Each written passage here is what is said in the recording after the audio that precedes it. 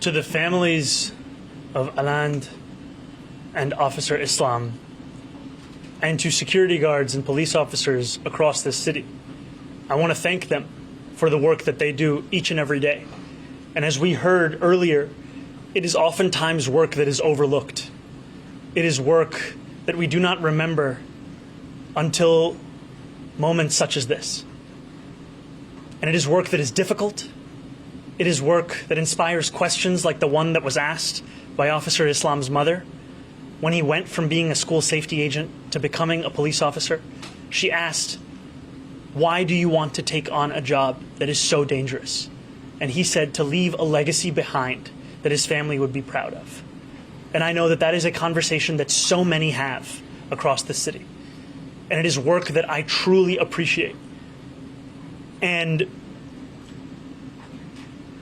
looking at the crisis of retention that we have in this city today, to try and pin it upon tweets from 5 years ago, as opposed to the conditions of this moment, is to ignore what officers themselves are saying. When you ask officers why they leave, one of the leading causes they cite is forced overtime, an inability to have a quality of life when they know they are actually going to come home. These are the kinds of things that we have to address to ensure that not only can we keep the officers we have on the job, but that we can also deliver on public safety.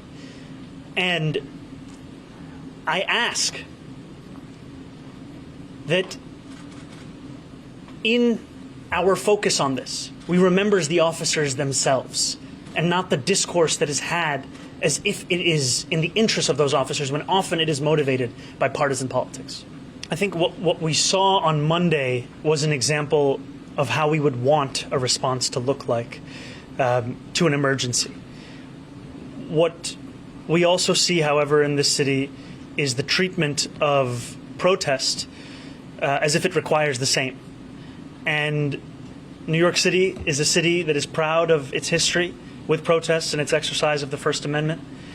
And what we have seen, however, is an inability to follow the rules and regulations that protects the rights of all those New Yorkers who exercise them. And what I am interested in as an outcome is how to live up to that city where New Yorkers need not choose between safety and justice, where both are delivered. There is a need to ensure that every act we take is one that is actually delivering public safety. And what we see right now, especially with regards to how we respond to protest, is not in line with that. Many officers who are leaving the department, of which we see 200 every single month, cite forced overtime as a reason that they depart, because they do not know when their shift will end. They are working doubles, they are working triples, and we are asking these officers to do far more than any one person should be doing. And so what I am looking to do is lead a police department whose focus is on public safety, whose focus is on retaining the police officers that we have, and on ensuring that we are asking officers to do the job that they signed up to do, not to respond to the failures of city government's ability to respond to the ripping apart of our social safety net. To be very clear, as I have been over the course of this campaign, I am not defunding the police. I am not running to defund the police. Running as a candidate who is not fixed in time, one that learns and one that leads.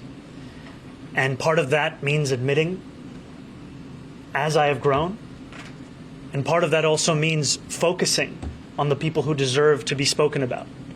Because our politics too often creates incentives to spend moments of mourning discussing other candidates, when in fact, many of these victims have not even been buried yet.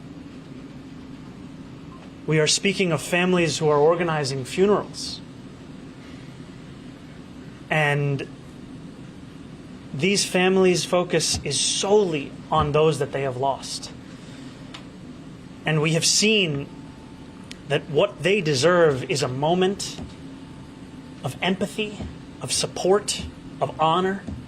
And what they deserve in the future is one of leadership that seeks to embody those things while ensuring that our focus is on delivering that public safety.